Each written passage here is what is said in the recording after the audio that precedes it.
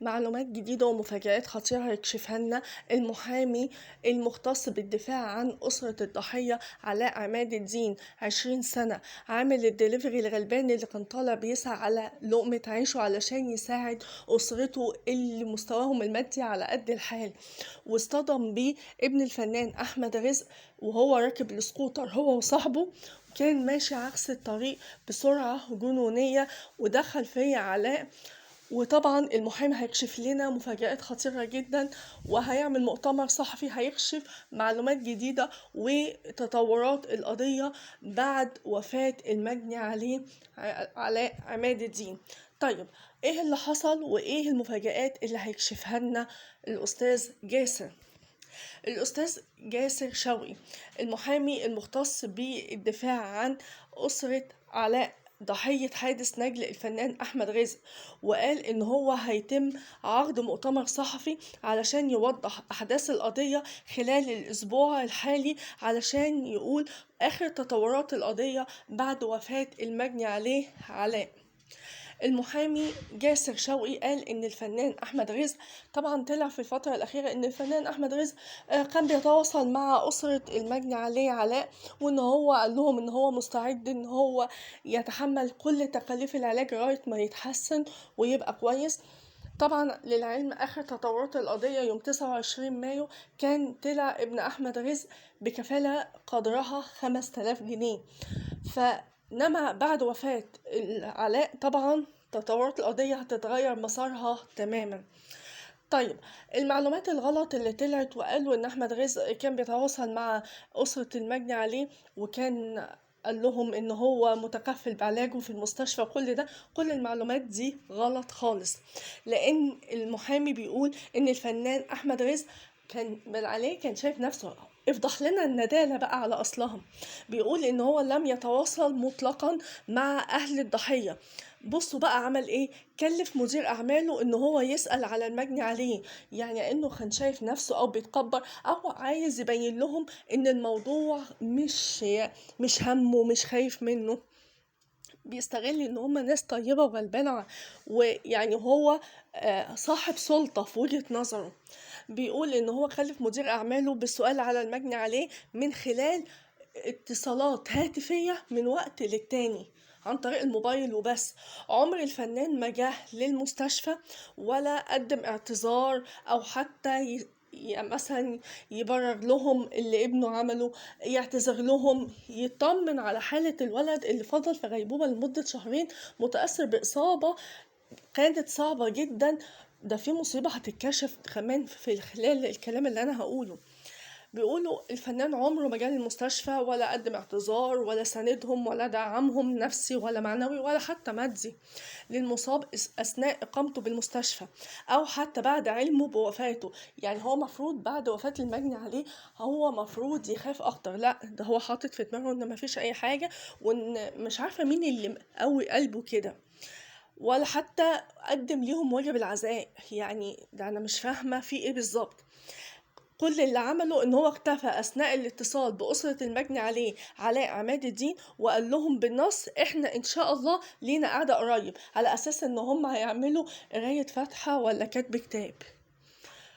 الأستاذ جاسر شوقي قال إن ابن الفنان أحمد رزق عنده 15 سنة في المرحلة الإعدادية، كان راكب دراجة نارية هي سكوتر كهربائي، كان راكبها بسرعة جنونية، وكان راكب وراه صاحبه اللي اسمه محمد.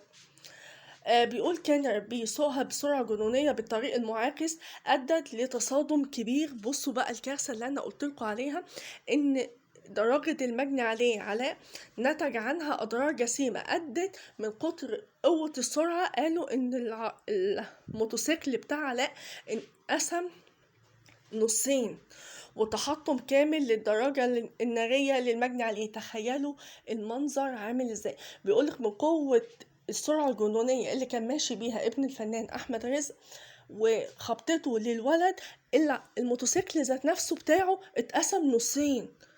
فالولد ذات نفسه يعني اللي انتوا شايفينه اللي هو رفنوع ده، وحتى لو واحد مش رفيع وده على موتوسيكل، لما الموتوسيكل بتاعه يتقسم نصين يبقى هو يحصل فيه ايه؟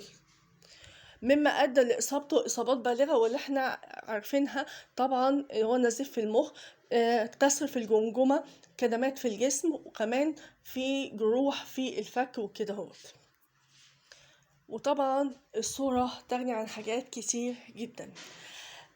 الأستاذ جاسر بيقول اتعجب قد إيه كانت السرعة اللي كان بيسوق بيها ابن الفنان اللي تسببت في تحطم كامل للدراجة النارية، وحطوا تحت تحطم كامل للدراجة النارية، آسفة يا جماعة، اللي كان بيقودها المجني عليه، وأدت لدخوله في المستشفى ودخوله في غيبوبة تامة لمدة شهرين، ولم يتحسن مطلقا، ووفاته بعد فترة من بقائه على قيد الحياة، بس كان موجود على الأجهزة. وطبعا بعد وفاته شالوا كل الأجهزة من عليه، الله يرحمه. أستاذ جاسر شوقي تساءل: هل إذا أصيب نجل الفنان في الحادث هل كان سيتركه أم كان سوف يقدم له الرعاية الطبية المتكاملة وسوف يهتم بيه؟ يا أستاذ جاسر، أنا بقى ممكن طبعا أرد على حضرتك في السؤال ده. هو طبعا شايف نفسه إن هو وابنه فوق الكل، وإن دوت علاء ده ابن ناس غلابة، حتى متكبر إن هو يروح يزورهم ولا حتى يساندهم علشان خاطر ابنه، يعني بلاش عشان خاطر حد. هو ما سألش محامي، ما سألش أي حاجة، وخصوصا لما عرف إن الولد دخل المستشفى وفي غيبوبة. يعني ده الولد كان رايح المستشفى غرقان في دمه وحالته زي الزفت. وطبعا التقرير الطبي أنا نشرته قبل كده في الفيديوهات اللي فاتت، فاللي انتوا سمعتوه. ازاي؟ فهو لا، لو كان ابنه اللي اتصاب، ابنه اتصاب بكدمات وكسور بس مش غيبوبة زي الولد ما حصل. ده درجته اتقسمت نصين واتحطمت تحطم كامل. فالإنسان اللي من لحم ودم وعظم دوت يبقى ايه؟ يحصل له ايه؟ ده كان متهيألي ابن أحمد رزق لو كان حصل له تمن، مش ربع، تمن أو 1/10 من اللي حصل لعلاء الله يرحمه، كان ده يمكن سفره برا مصر أصلا. إنما ازاي الغلبان دايما الدنيا جاية عليه. الله يرحمه ويغفر له وسامحه. طبعا كانت حادثة جامدة جدا، وإن شاء الله هيجيله حقه. أهله قالوا إن إحنا مش هنتنازل مطلقا عن حق علاء. وطبعا أنا سمعت إن هو من حقهم إن هما كمان يطالبوا بتعويض، بس برضو ما يسيبوش حقه خالص، لأنه كانت حالته صعبة جدا، وفي النهاية توفى متأثر بإصابته.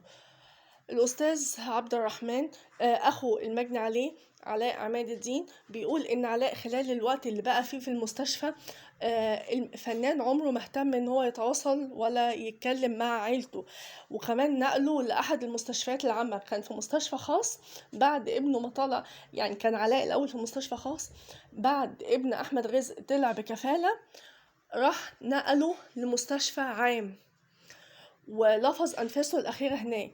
وخلال تلك الفترة لم يتواصل معهم الفنان أحمد رزق مطلقا. طبعا هي مش مسألة إن هو كمان اتنقل من مستشفى خاص لمستشفى عام فهو دوت عشان كده توفى. هو طبعا هو عمره انتهى، بس هو مات بسبب إصابته، مش عشان اتنقل من مستشفى لمستشفى. سواء بقى انت بتلمح ان الرعاية اقل او كده، بس هي حالته كانت صعبة، الله يرحمه.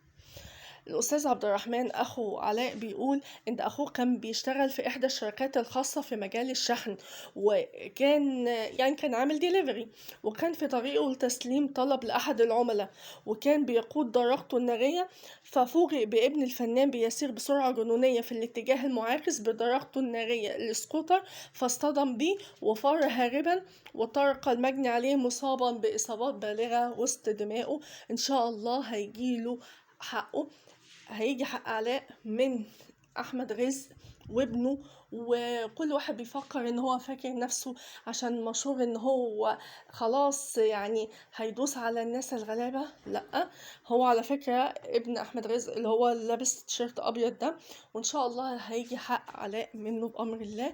وعلشان يكون بقى عبرة لمن يعتبر، وكل واحد ما يفتكرش نفسه ان هو فوق القانون، وان هو يبقى ماشي كده يخبط في خلق الله. وان شاء الله حق علاء راجع وهنسمعه عن قريب جدا، واحنا في انتظار المؤتمر الصحفي اللي هيعمله الاستاذ جاسر شوقي، هيكشف فيه عن اخر تطورات القضيه بعد وفاه علاء، لانه هيتحول مسار القضيه من حال الى حال. حسبي الله ونعم الوكيل في اللي كان السبب.